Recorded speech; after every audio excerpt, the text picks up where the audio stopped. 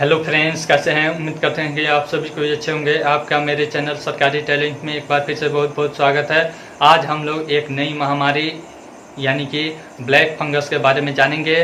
Black fungus कैसी बीमारी है, यह क्यों होता है, इसके होने का क्या कारण है, यह किन लोगों को ज़्यादा इफेक्टेड करता है, इन सभी पहलुओं को एक एक करके हम जानेंगे। इसका प्रिवेंशन क्या होना चाहिए। तो चलिए शुरू करते हैं। वीडियो शुरू करने से पहले नए आने वाले दोस्तों से गुजारिश है कि लाल बटन दबाकर मेरे चैनल को सब्सक्राइब कीजिए और साथ ही साथ बेल आइकन भी जरूर दबाइए। ऐसे ही नॉलेजेबल वीडियो पाने के लिए आप मेरे फेसबुक पेज सरकारी टैलेंट को फॉलो कर सकते हैं, लाइक कर सकते हैं, और फिर अगर आप इस इंफॉर्मेशन को पढ़ना चाहते हैं तो आप मेरे वेबसाइट www.mirchigyan.com पे जाकर पढ़ सकते हैं। तो चलिए शुरू करते हैं। अब हम जानते हैं कि ब्लैक फंगस क्या है। इसका परिचय पहले हम जान जाते हैं। ब्लैक फंगस को विज्ञान की भाषा में म्यूकरमाइकोसिस कहते हैं। यह एक तरह का फंगस है। फंगस किसे कहते हैं? जैसे फफूंद आप देखे होइएगा, पावरोटी पे जो फफूंद निकलता है वही फंगस है। यह काले रंग का होता है। यह वातावरण में हर जगह मौजूद रहता है, खासकर मिट्टी में ज़्यादा रूप में पाया जाता है। यह हमारे शरीर में नाक, मुंह के द्वारा अंदर जाता है तथा हमारे बहुत सारे ऑर्गन पर, जैसे कि आँख, नाक, गला और अंत में हमारे दिमाग पे असर डालता है। यह उन लोगों पे ज़्यादा प्रभाव डालता है जिनका इम्यूनिटी सिस्टम कमज़ोर होता है।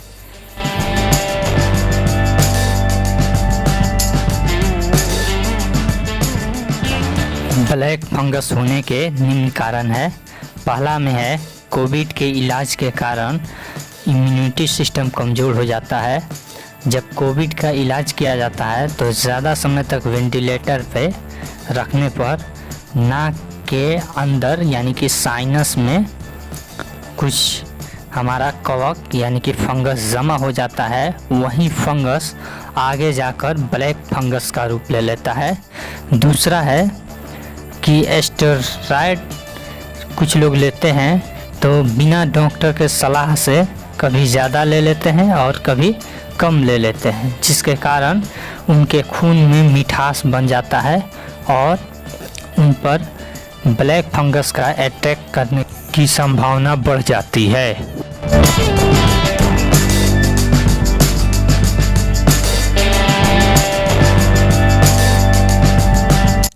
ब्लैक फंगस निम्न लोगों में ज़्यादा होने की संभावना है।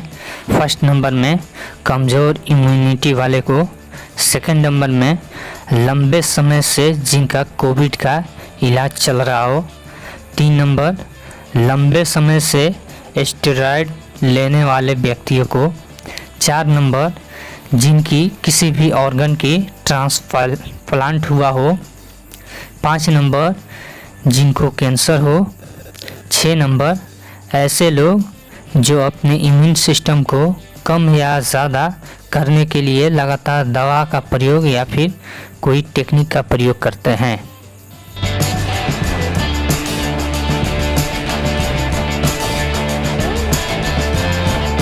इसकी खबर जल्दी नहीं चल पाती है।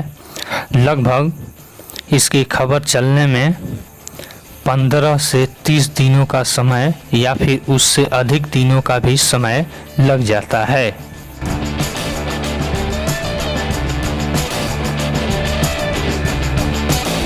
मैक्सिमम ब्लैक फंगस हमारे नाक के द्वार से अंदर जाता है। नाक के साइनस और आँख के पिछले हिस्से में जाने के क्रम में इसके बीच में एक दीवार होता है। जब ब्लैक फंगस आँख के पिछले हिस्से में जाता है तो उस दीवार को क्षतिग्रस्त करता है, जिससे आँख में दर्द होता है। यह लगभग प्रथम चरण होता है। इसलिए कहा जा सकता है कि ब्लैक फंगस को आँख से बहुत ही दुश्मनी है, क्योंकि वह उसका पहला चरण होता है। कभी कभी यह इतना प्रभावी हो जाता है कि पूरे आँख को ही निकालना पड़ता है और आँख की रोशनी चली जाती है।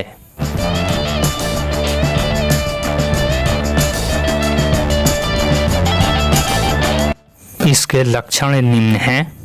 फर्स्ट नंबर में है नाक जाम हो जाना, सर दर्द या भारी होना।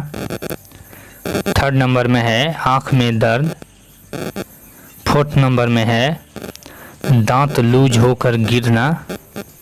फिफ्थ नंबर में है स्किन का रंग बदल जाना इत्यादि।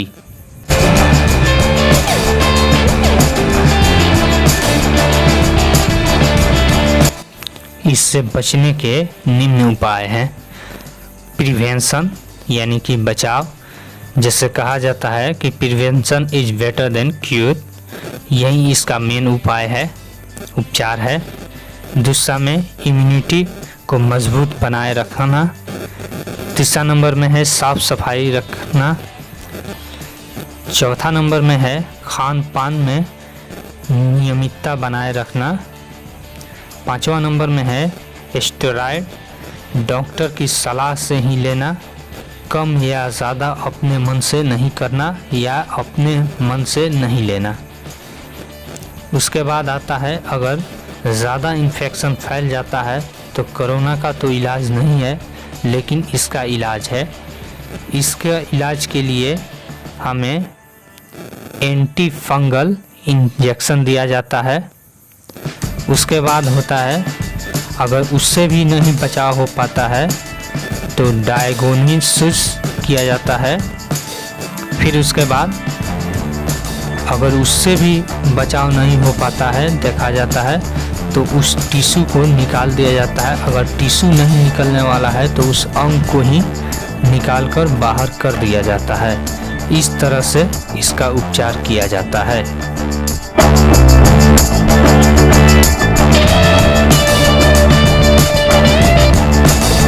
अभी के समय में कोविड-19 फैला हुआ है, इसलिए इस बीमारी को भी लेकर बहुत सारी अफवाहें हैं। जैसे कि कुछ लोग कह रहे हैं कि कुछ भी कच्चा खाने से फंगल इन्फेक्शन हो सकता है या हो रहा है, जो कि सरासर गलत है, क्योंकि हमारे पेट में हाइड्रोक्लोरिक अम्ल होता है जो किसी भी चीज़ को, खाने की चीज़ों को पचा देता है। दूसरे नंबर में जहाँ तहाँ से लाए गए सिलेंडर से कोरोना मरीज को ऑक्सीजन सपोर्ट देने के कारण यह बीमारी फैल रही है, जो कि सरासर गलत है। साफ सफाई की कमी के चलते यह फैल रहा है। तीसरे नंबर में किसी खास स्थान या जगह पर ही, जैसे कि मुंह पर ही फैल रहा है, जो कि सरासर गलत है। अब आप इस वीडियो को जानने के बाद केवल अपने पास ही नहीं रखें, इस जानकारी को और भी लोगों के साथ शेयर करें ताकि वे इस बीमारी के बारे में जान सके और इससे महफूज रह सके और अपना बचाव कर सके। आई होप आपको यह वीडियो बहुत पसंद आई होगी। अगर वीडियो पसंद आई हो तो लाइक कीजिए, शेयर कीजिए और कमेंट करके अपना सुझाव जरूर दीजिए। Thanks for watching.